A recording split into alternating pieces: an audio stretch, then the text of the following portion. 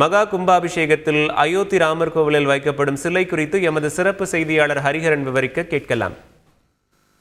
அயோத்தி ராமர் கோவில் வளாகத்திலிருந்து இணைந்திருக்கும். இந்த கட்டுமானம் கோவில் அப்படிங்கிற அந்தஸ்தை அடைவது என்பது நேர்கள் அறிந்தது போல ஜனவரி 22 பிராண பிரதிஷ்டை நடக்கும் பொழுது ஒளிப்பதிவாளர் பிரதீப் சௌஹான் உங்களுக்கு காட்டுவார். நீங்கள் பார்க்கக்கூடிய அந்த பகுதியில் தான் இந்த கோவிலுடைய கர்ப்பகிரகமானது அமைந்திருக்கிறது. இந்த கர்ப்பகிரகத்தில் 2 சிலைகளை அவங்க நிறுவ போகிறாங்க. ஒன்று ராம்லல்லா என்று நம்ம அதிகம் கேள்விப்பட்ட சிலை, 1947 இந்த வளாகத்துக்கு வந்ததுன்னு சொல்லி அவங்க வணங்கக்கூடிய சிலை இன்னைக்கும் கூட இங்கே ஒரு குடியில் வைத்து வணங்கிட்டு இருக்கிறாங்க.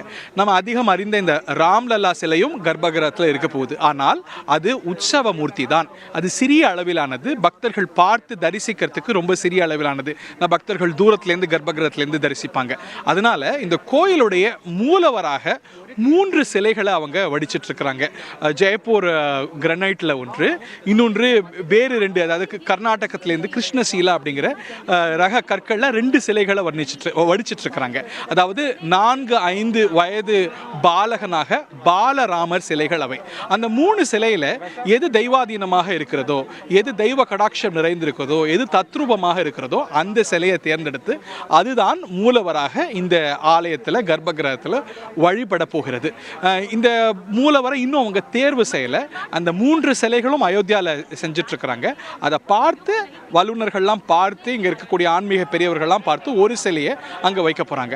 அந்த சிலைகளுடைய கற்களும் கூட பார்த்து தேர்ந்தெடுக்கப்பட்டிருக்கிறது. ஏனென்றால் இந்த கற்கள், இந்த சிலை என்பது 1000 ஆண்டுகளுக்கு மேலே இருக்கணும் அப்படிங்கிறதுனால தண்ணீரால் பாதிக்கப்படாத, அதனது தன்மை மாறாத கல்லாக இருக்கணும், அதை தாண்டி கார்பனால் பாதிப்பு ஏற்படாத கல்லாக இருக்கணும் அப்படின்னு அப்படி தேர்வு செய்து இந்த சிலையை தான் இங்கே வடிக்க இருக்கிறாங்க, நிறுவ இருக்கிறாங்க. இங்கே ஜனவரி 2ஆம் வாரத்துக்கிட்ட அந்த செரிமனிஸ் எல்லாம் தொடங்கிடும். இந்த சிலை வைத்த பிறகு அந்த மூலவருடைய கண்கள் கட்டப்படுமாம்.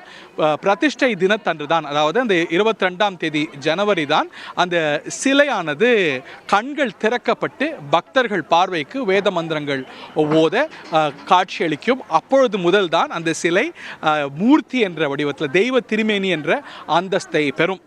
அயோத்தி ராமர் கோவில் வளாகத்திலிருந்து ஒளிப்பதிவாளர் பிரதீப் சௌஹானுடன் ஹரிஹரன். செய்திகளை உடனுக்குடன் தெரிந்து கொள்ள உடனே சப்ஸ்கிரைப் பண்ணுங்க.